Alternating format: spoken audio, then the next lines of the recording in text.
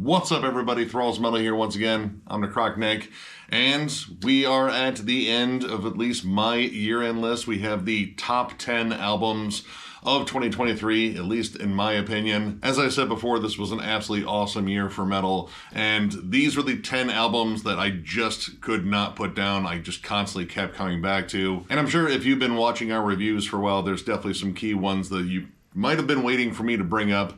Well, at least 10 of them are here. So we're going to get into it, and we are going to kick off with number 10, Hellripper, Warlocks Grim, and Withered Hags. This is yet another one where I will say that I think this is the best offering from this band yet. This one-man Scottish blackened thrash act has been turning out like awesome albums, you know, pretty much since their inception. But this is easily his most dynamic offering yet.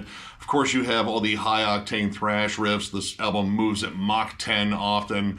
Lots of machine gun riffs. There's tons of classic thrash hooks on here, and these shrieked vocals and blackened atmosphere with cold tremolos. It's all mixed together. It's all kind of what you expect from this band already if you've been listening to them for a while.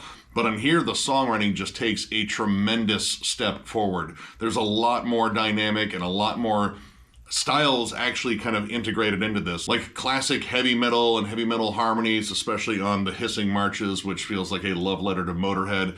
But the big standout on here, the one that just completely caught me off guard, is Mester Stoolworm. I don't know if I'm even saying that right. I don't even know what that is. But I know that song is probably one of the best songs that this band has done yet. It is absolutely packed with killer riffs, again, everything you expect, but it takes like a proggy turn, even channeling some like earlier Opeth. Like there's hints of Blackwater Park on this song, and I was totally not expecting that. And throughout this album, there are constant surprises that kind of get thrown in with their blackened thrash style. The leads feel more crisp, the melodies really jump out at you, but this still packs an absolutely nasty punch. Like the Necrotic, I don't even know what that is either.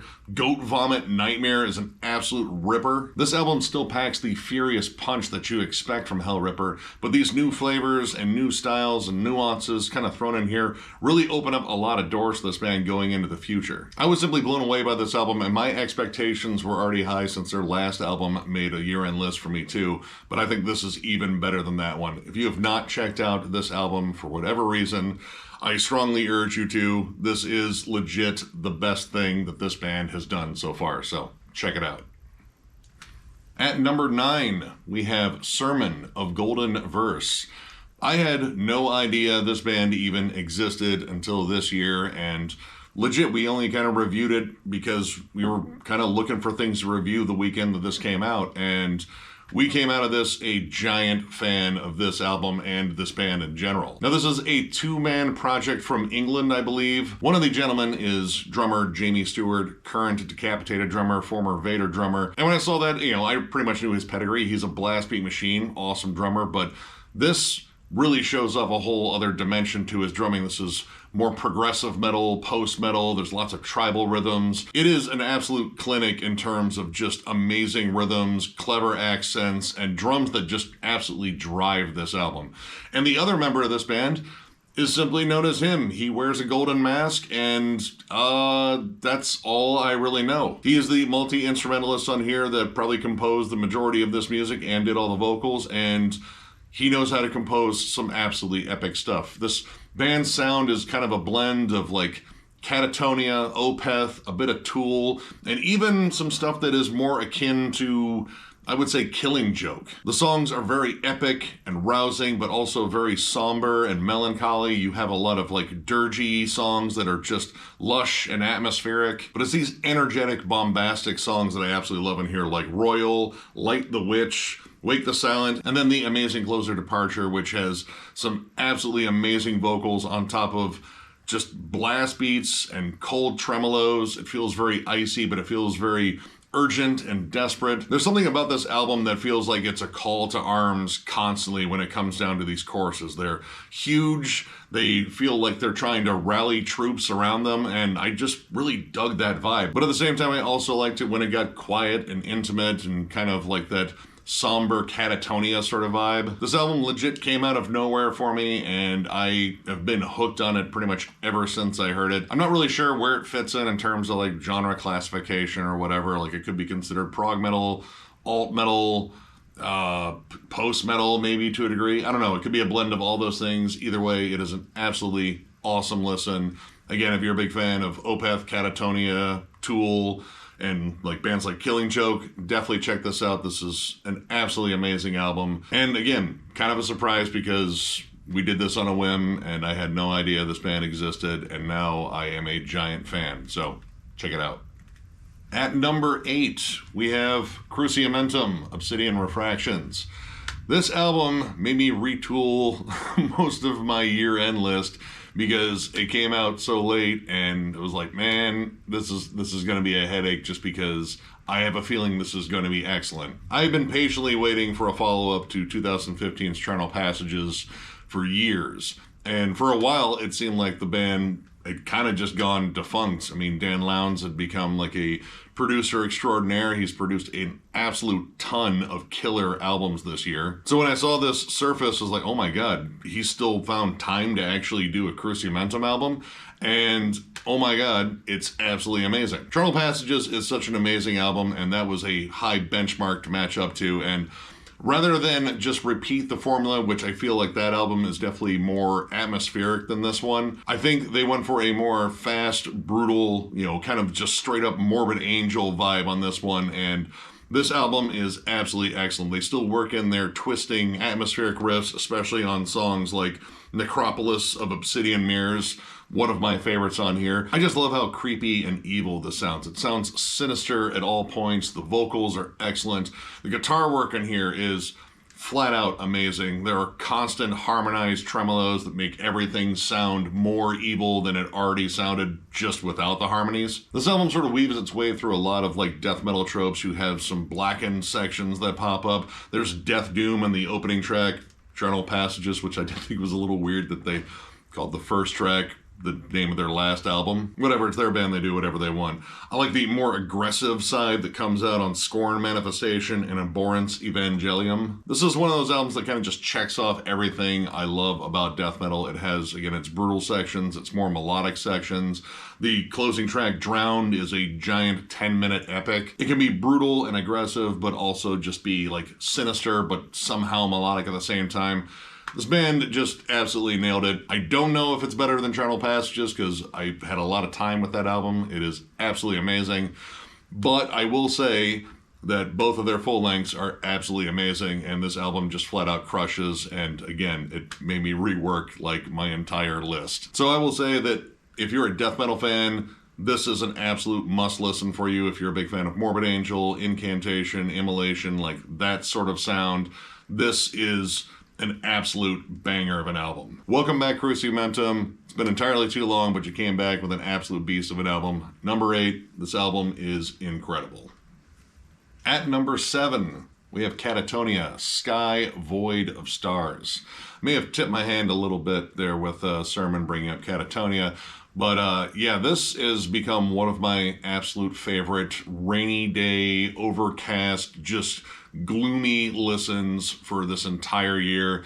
And living in Ohio, we get a lot of those days, so I've jammed this a lot. This might be one of the catchiest albums this band has ever written. I wasn't the biggest fan of City Burials, but I feel like they took what they wanted to do with that album and did it here pretty much down to perfection. Every song is built around giant vocal hooks, lush melodies. It is melancholy. It is just complete Bummersville, but man, is it catchy. Colossal Shade and Opaline, I think, are two of the catchiest songs they've ever written. Those choruses are just amazing. They stick with you. You do have some good heavier tracks on here. I would say Author is like a little bit more muscular overall, but again, it's that constant sort of just big hooky chorus and those just sort of like breathy catchy vocals that Johan does. He's become one of my favorite vocalists over the years, and there's just something he captures in terms of like the emotion with his vocals. This is almost like Depeche Mode for people that want to listen to something heavier than Depeche Mode. And I say that because the vibe is very similar. Like, yeah, you have like all of the fun syncopated riffs and really clever rhythms, but with Johan's vocals and the lush synths everywhere, there's a giant wave of melancholy that is just sweeping across this entire album, especially on Impertinence, which they actually have the vocalist from Soen on there, who does a great job. I really wish that last Soen album was something to talk about, but it really wasn't. But the two playing off of one another make for just an absolutely amazing song and literally one of the most powerful choruses on the entire album. So yeah, this album is remarkable. I absolutely love it. It has been one of my favorite listens this year, and this came out, God, what, all the way back in February? I love it so much that I bought it twice because this version had a bonus track and my regular version didn't. And, well, yeah, no, I'm a giant Catatonia fan, but man, this one actually really stands out in the pack. Again, being more centered on just those big hooky choruses and just melody in general. If you did not jam this one for whatever reason and you're looking for something to complement your sad, rainy, depressing day, this is the perfect thing to complement it. Not that I want you to be more sad, it's just, if you're gonna be sad, you might as well have a killer soundtrack, and this is definitely that, so check it out. At number 6, we have Baroness Stone, another band that I've been a giant fan of over the years, but I will say that the last album didn't necessarily gel with me very well. Like, I thought it was really good, it was very emotionally earnest and catchy, two things that I absolutely expect from Baroness, but musically I just couldn't get into it as much as I got into previous albums. And admittedly that made me a little apprehensive about what they would do next, but as soon as I heard the first track that they let out with, Last Word, that song is surprisingly heavy, and heaviness is sort of a thing that kind of returns here. Like, I feel like this is almost a return to the, you know, big riffy sound that you hear on like the Blue record, maybe Purple as well. There's a lot more energy on this album overall, and it doesn't sacrifice any of the hooks. In fact, I think vocally this band is getting even stronger. Gina and John's harmonies on here are so damn good, and I know the other members are also singing as well, because you just have these giant choruses on here with multi-layered vocals and great guitar layering. Like, the guitar work in this band, I think, is just absolutely fantastic. Whether it be like more metallic riffs like you'd hear on Beneath the Rose, Anodyne, and Magnolia, or there are more soft, intimate moments that echo more US folk like The Dirge, Embers, and the last track, Bloom, which just are super heartfelt, and it's hard not to feel the emotion that goes into these songs. And that's always been one of the things that have just kind of drawn me in about this band. They are very emotionally exposed. They pretty much bear it all on every track. It sounds like an emotional outpouring with every verse, with every giant chorus, and I love that about this band, and I feel like I really got that again, but I also got like just a lot more intensity. Like, this album feels huge, and that is partially due to the fact that Joe Barassi did the production here, and everything sounds just pristine as hell, but again, still very organic. But I feel like the band just captured something from those earlier years again and kind of worked it into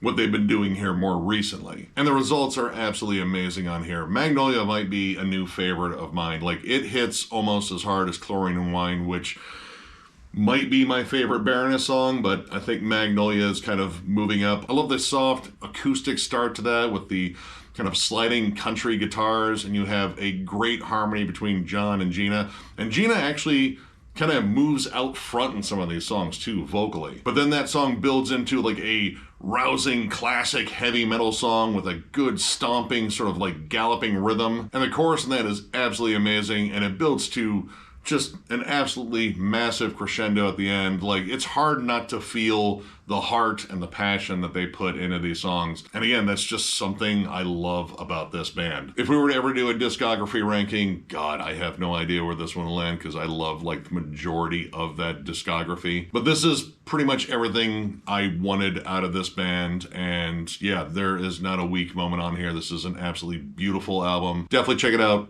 Absolutely amazing album.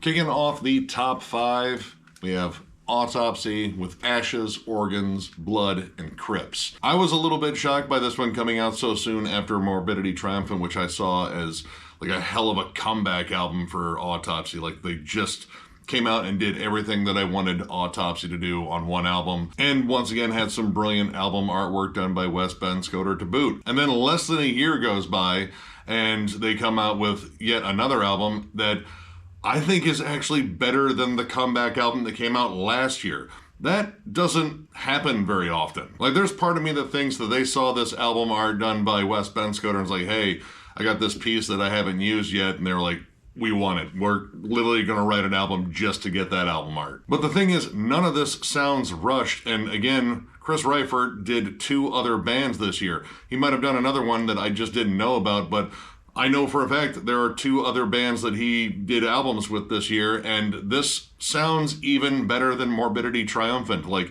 I feel like everything that they did on that album, they refined down to almost perfection on here. You get their gnarly, thrashy, sort of punky death metal on songs like Throat Saw, Toxic Death Fuck, which is just such an awesome song title, Rabid Funeral. But man, when the Death Doom sections hit on here, Autopsy does Death Doom like no one else. Like, it is so slow and droning, but again, these awesome riffs and melodies that come along with them, and Chris Reifert's insane, over-the-top vocals. There's just something about Autopsy when they hit those Death Doom sections that is just like the heaviest thing ever. And it isn't just like death metal heavy, they have a way of just kind of capturing like old school doom metal in there too. It feels like just oppressive, dark, impending doom every time they hit those sections. I definitely felt those on 2 of my favorite standouts on here, Marrow Fiend and Well of Entrails. Dear God, the riffs on those songs are so damn good. And once again, the production done by Greg Wilkinson is absolutely fantastic, and the only thing that outshines his production is his bass playing on here. There's so much awesome bass play beneath these heavy, droning, chuggy riffs, and they almost work as like lead melodies behind these riffs, and it's just absolutely amazing. This band flat out outdid themselves in such a short amount of time that I am still kind of just blown away by this. But man, I would even say like this is up there with some of their best work in their entire discography, and possibly one of their best albums since coming back. This is, I guess, kind of the year of Chris Reifert, because yeah, he's just been putting out killer stuff all year long, and kind of capped it off with, well, the band that we expected him to just absolutely just kill it with. And once again, Autopsy just flat out owns one of the best death metal albums this year easily. Again, in such a short amount of time, I am still blown away that not only did they arguably match Morbidity Triumphant, they beat it. And I'm more on the they actually beat Morbidity Triumphant side, because this is just absolutely fantastic. For those that haven't jammed this, go jam this. It is just flat out amazing. If you're a longtime Autopsy fan, I probably don't need to tell you that, because you're probably gushing just like I am right now. This is flat out amazing, and this is a great way to kick off the top 5 for me. So yeah, check it out. At number 4, we have Sulphur Aeon with 7 Crowns and 7 Seals.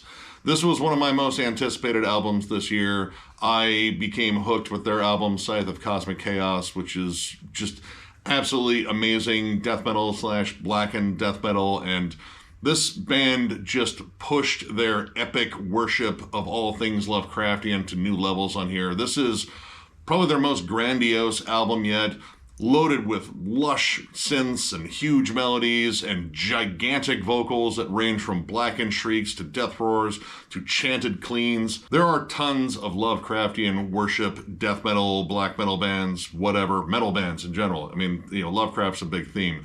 But few bands do it on the scale that Sulphur Aeon does. The size and scope of their sound is massive. It is so layered with melody and atmosphere and ambiance and just clever theming left and right. Like, they really tell stories with every single song on here. Every song on here is a sprawling epic. Hammer from the Howling Void, the yearning abyss devours us, the amazing closer Beneath the Ziggurats, And for the more just straightforward intensity that they can deliver, Arcane Cambrian Sorcery is just an absolute beast of a song. The whole feel of this album is just amazing. It's like they scored the end of the world, except, this time the end of the world doesn't come by meteor. It's giant Lovecraftian gods coming from the sea to just absolutely devour us and destroy us. I mean, we probably had it coming. My theory is we'll all be long dead before this chilly, dripping tooth butthole of doom devours us all that is depicted on this album cover.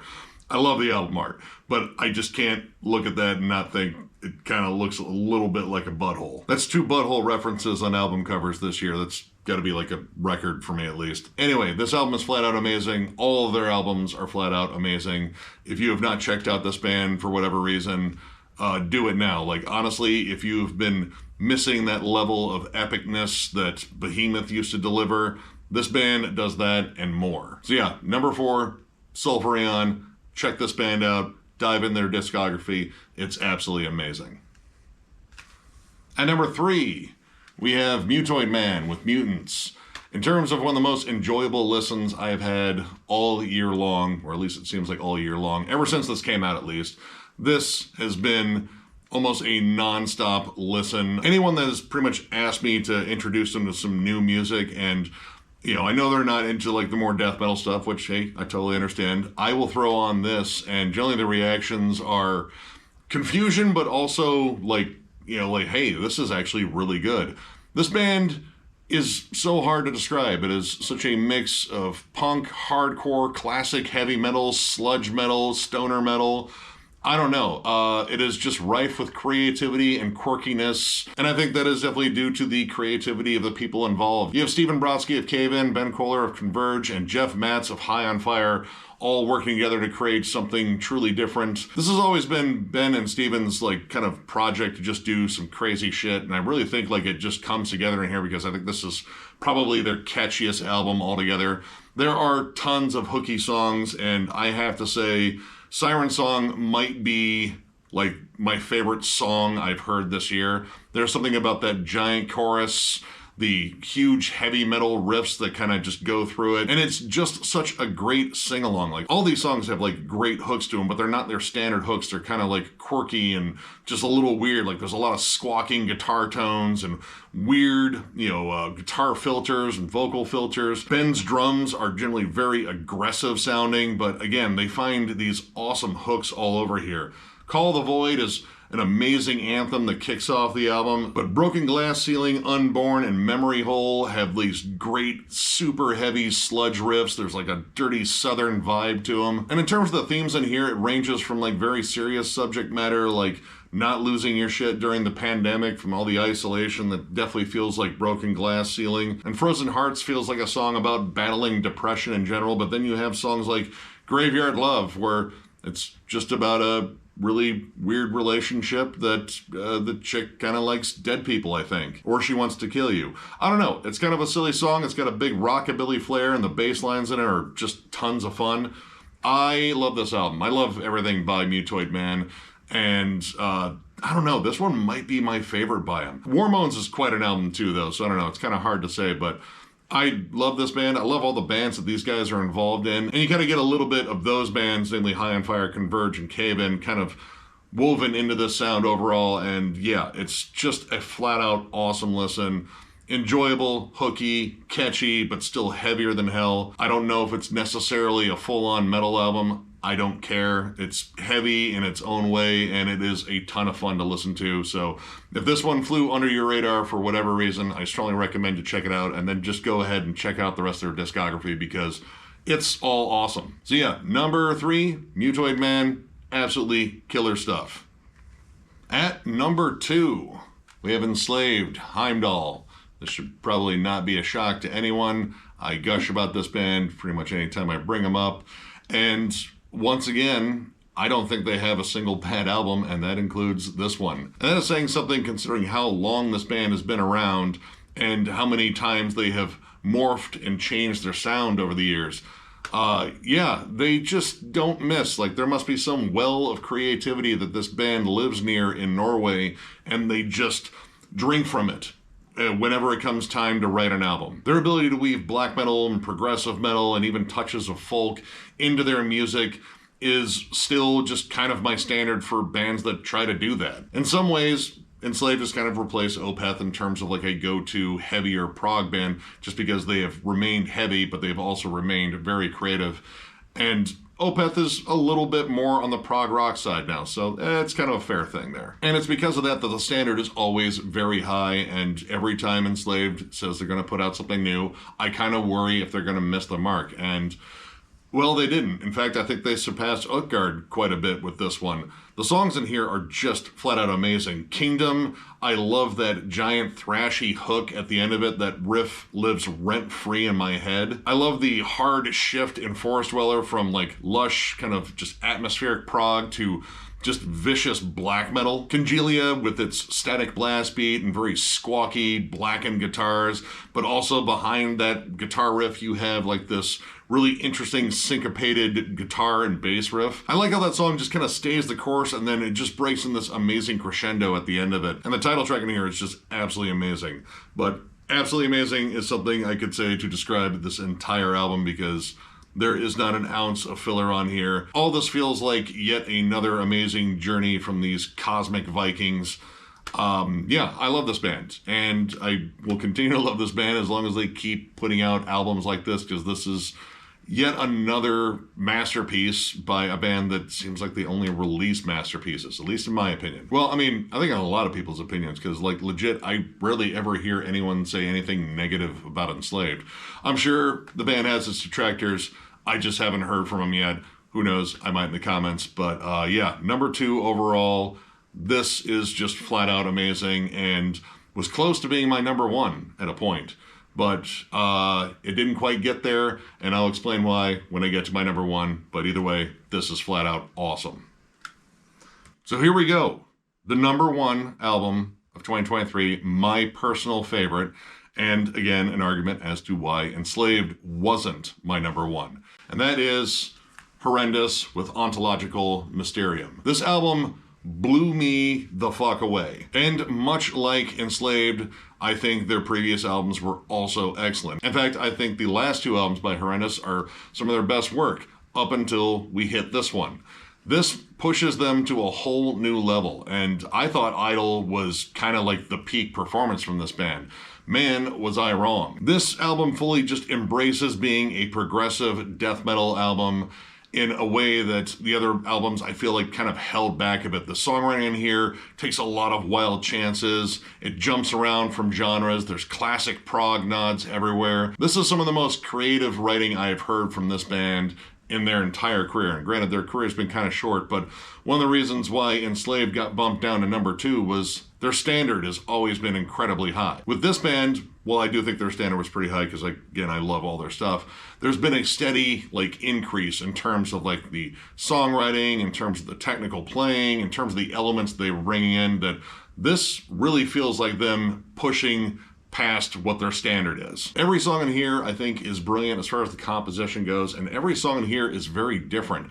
Even the more, proggy interludes on here, like Aura Neurotica, I probably said that right? No, Neoterica. Yeah, whatever the hell that is.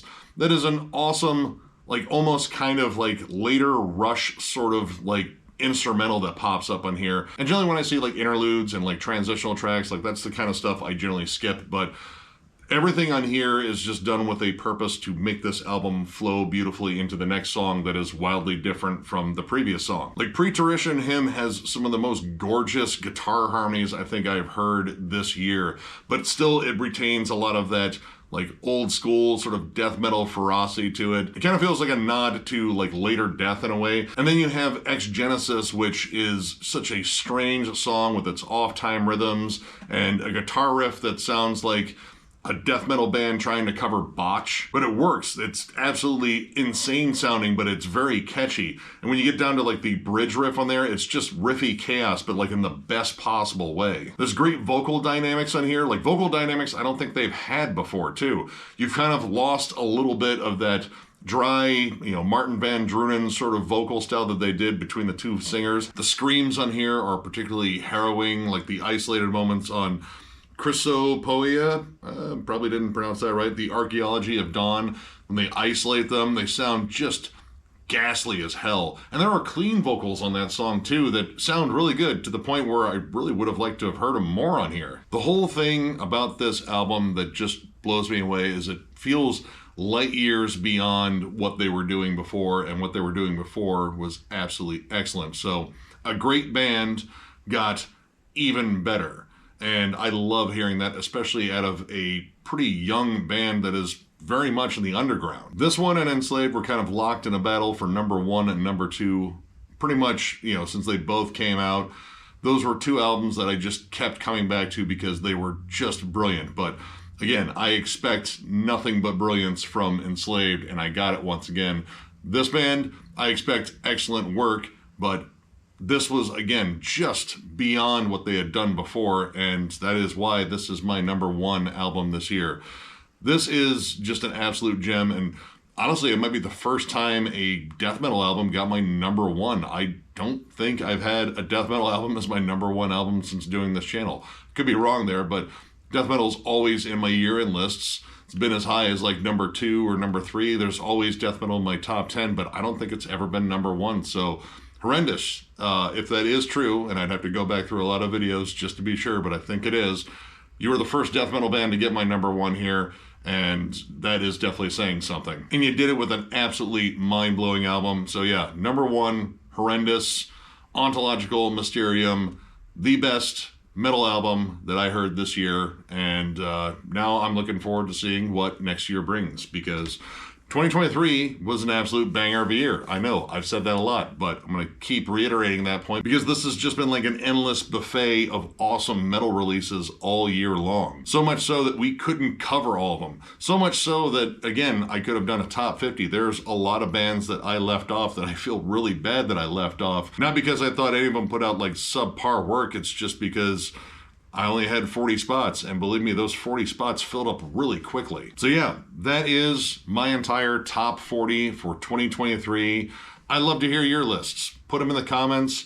Love to go over them. Again, taste is subjective, so I'm kind of curious what all you brought in there. Maybe there were some albums that I didn't like this year that you absolutely loved. Maybe there's some albums that we both loved and I just didn't have room in my list for. Maybe there's some albums that I just didn't get around to listening to, because that is very possible, despite me probably listening to more music this year than I think I have in previous years. This year was just nonstop as far as releases, so it was impossible to cover everything, and I feel like I gave it a pretty good try between collection updates and doing reviews and such. But yeah, let me know. Put them down in the comments. I'd love to check them out. And of course, if you enjoyed this video, give it a thumbs up. And if you're new to the channel, subscribe, because we do stuff like this all the time.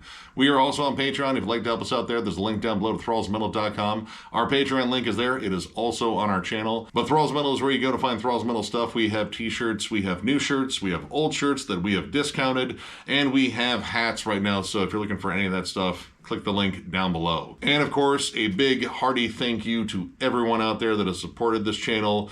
By the time you see this, we will have hit the 5-year mark as far as the date that we shot our first video, which was on my birthday 5 years ago. I'd say where's the time gone, but I know exactly where it's gone, and there's video evidence of it. It has been an amazing run, and we pretty much passed any expectations that I ever had.